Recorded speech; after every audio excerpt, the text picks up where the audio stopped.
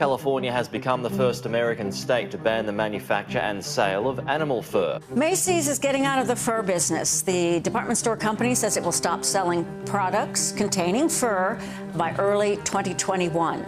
California is cracking down on fur. The state will soon become the first in the nation to ban the sale and manufacture of new fur products. This is freaking breaking news. California bans fur. California bans fur!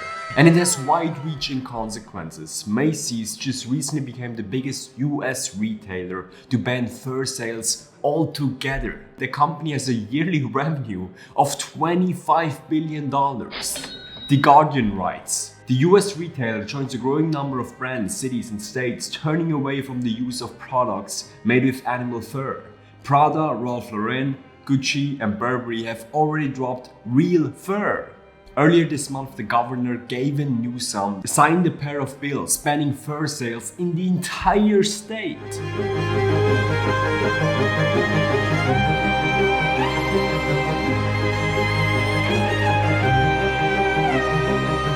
California, therefore, is the third state, by the way, to ban the use of most animals in circus performances and the first state to ban fur sales altogether. The ban of fur is a law called Assembly Bill No. 44 and it reads as follows. Existing state law makes it unlawful to import into this state for commercial purposes, to possess with intent to sell, or to sell within the state the dead body or any part of product thereof of specified species of animals. Now this change will only take into action the 1st of January 2023, but this freaking means something. But the ban of fur isn't as great for all people. Keith Kaplan of the Fur Information Council stated that the ban was part of a radical vegan agenda, using fur as the first step to other bans on what we wear and eat. How dare those vegans trying to reduce suffering? Or how dare those vegans trying to put me on the street? The fur industry continues with, he, meaning the governor of California, has failed to recognize the human toll here resulting from the government forcing these businesses to close with no compensation to the business owners. They will lose generations of investment and their livelihoods will be cut off, and for many in long-term lease agreements.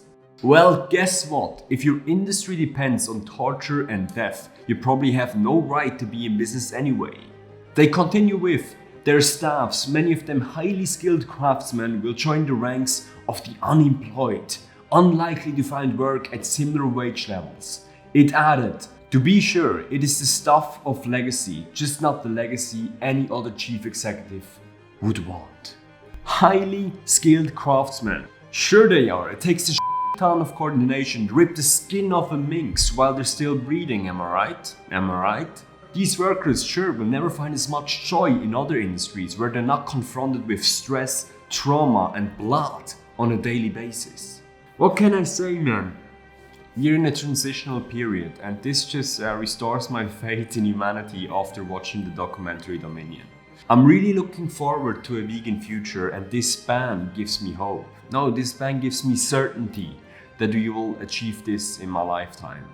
As California has the biggest population of the US and therefore the most voting power, which is most interesting for the politicians, it is very likely that we will see a country-wide fur ban in the future, which gives me a very weird vegan boner. And I have to agree with the fur information guy Keith there. This is only the beginning. This is the stepping stone to make food production great again. And God am I excited to see that. The mission of this YouTube channel is to put veganism across the goal line. If you want to help us achieve that, like and subscribe to this channel and don't forget to hit the bell icon. Let's make food production great again.